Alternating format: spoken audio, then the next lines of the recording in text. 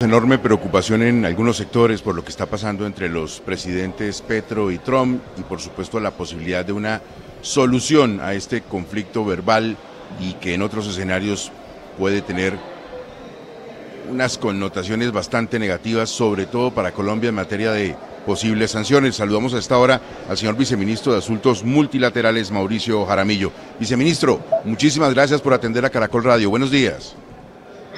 Buenos días, Gustavo, gracias a ustedes por el espacio.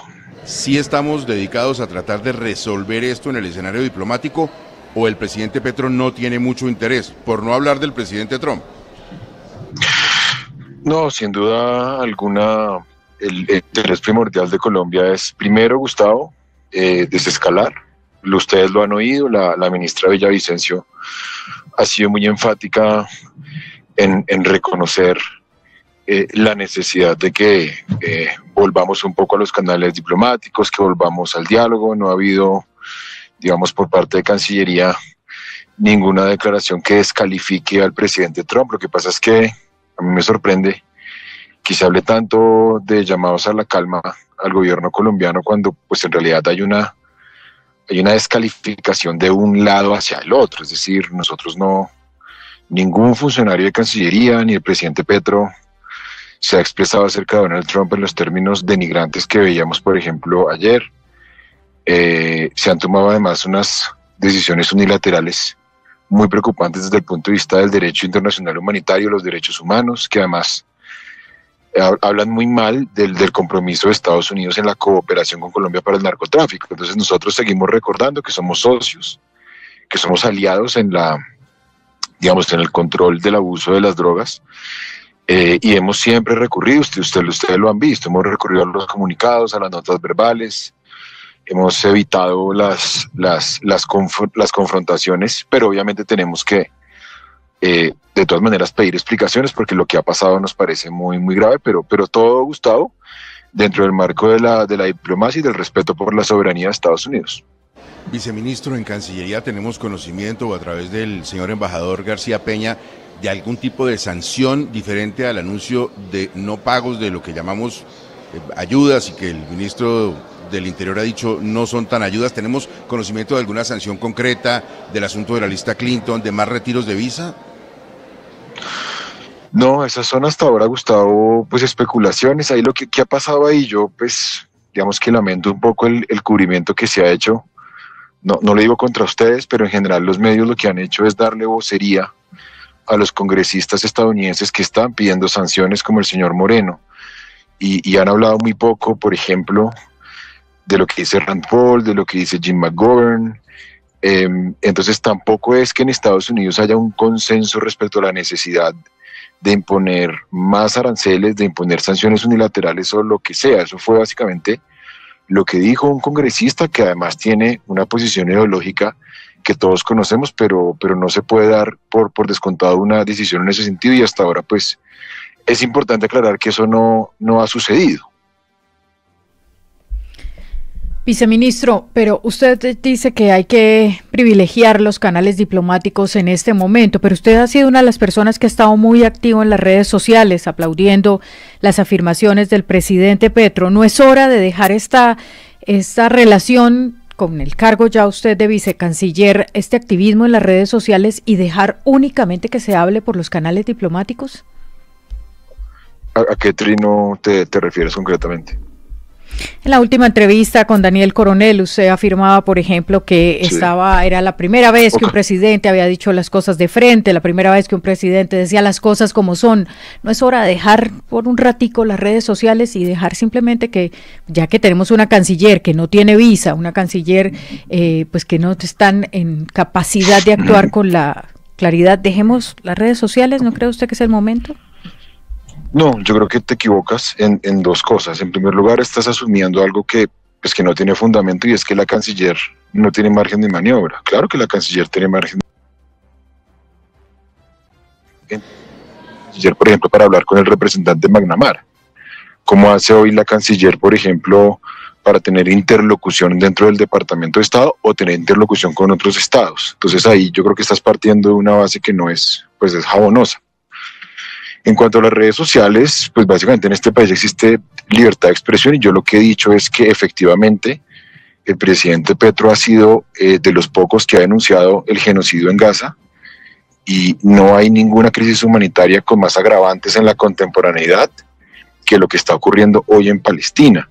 Eso en el escenario internacional es algo que se ha observado. A nosotros como diplomáticos, sobre todo en el sur global, nos felicitan por lo que está haciendo el presidente Petro, y lo que está haciendo Petro es básicamente cumplir con el derecho internacional. Es que esa fue, no sé si fue Diana la que me hizo la pregunta, creo que Diana, la promesa post Segunda Guerra Mundial y nuestro compromiso frente a la Convención de prevención de prevención y sanción, del delito del genocidio.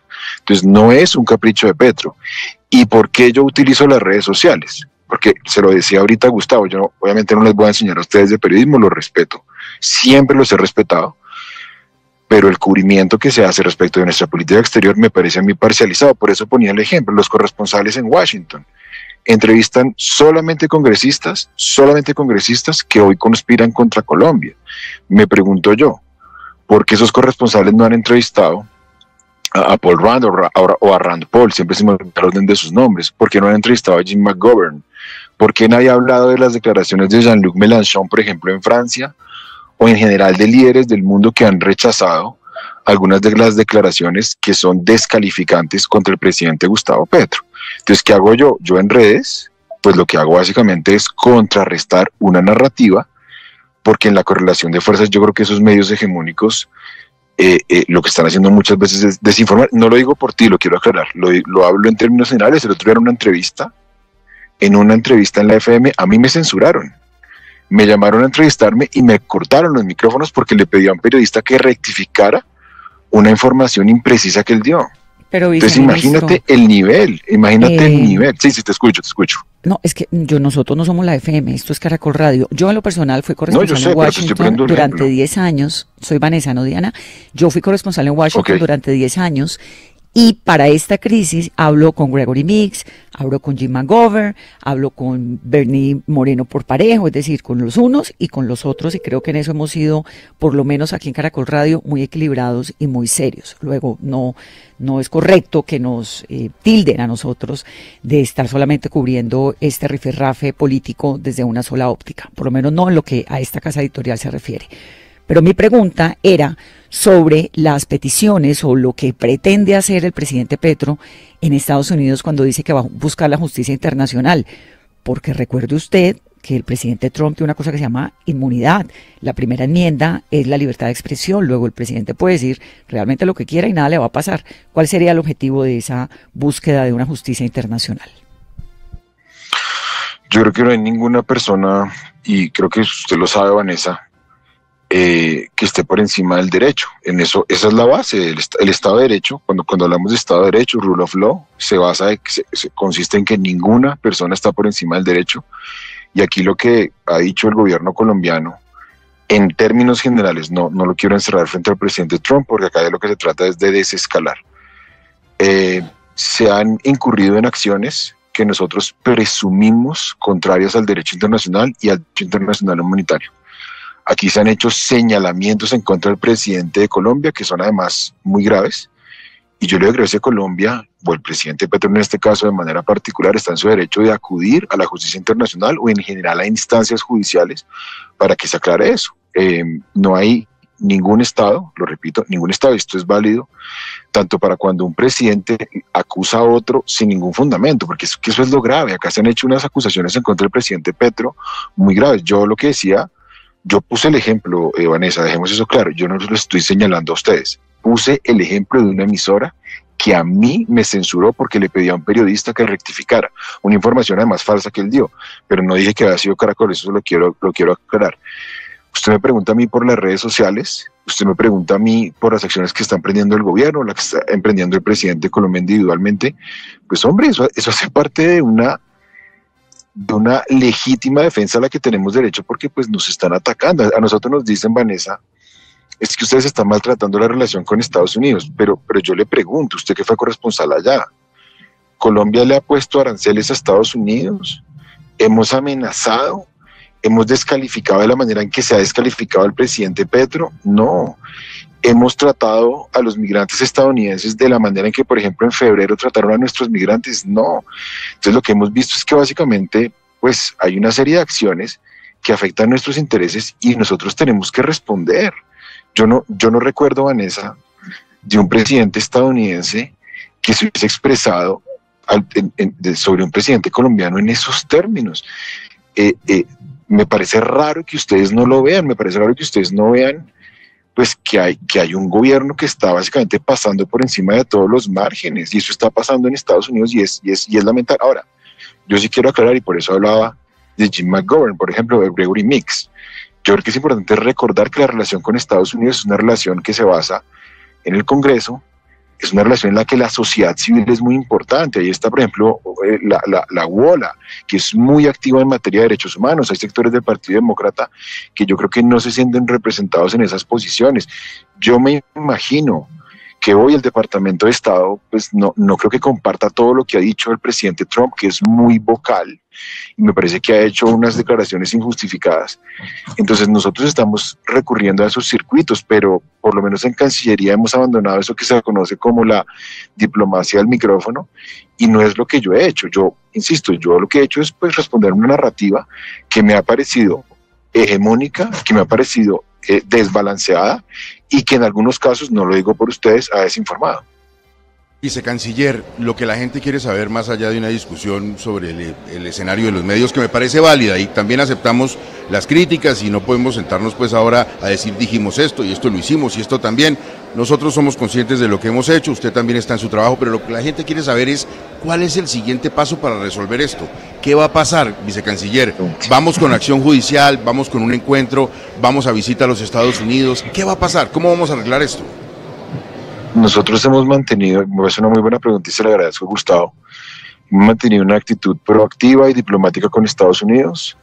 Pues ustedes lo vieron, hubo ya una reunión entre el presidente, el embajador García Peña y el encargado de negocios John McNamara. Entonces lo primero es desescalando. Cuesta mucho, Gustavo, que nosotros hayamos tenido ese gesto de desescalamiento y nos hayamos encontrado con unas declaraciones del presidente Trump que son obviamente muy preocupantes, y obviamente lo que pasó ayer con la lancha en el Pacífico, pero aún así mantenemos una postura de mantener los canales diplomáticos abiertos. Colombia obviamente rechaza todas las medidas unilaterales. Nosotros no hemos emprendido una sola medida unilateral que afecte el comercio, que afecte las inversiones. Entonces mantenemos los vínculos diplomáticos para que la relación esté en el mejor estado de salud posible, que insisto, es lo que hemos hecho históricamente, y como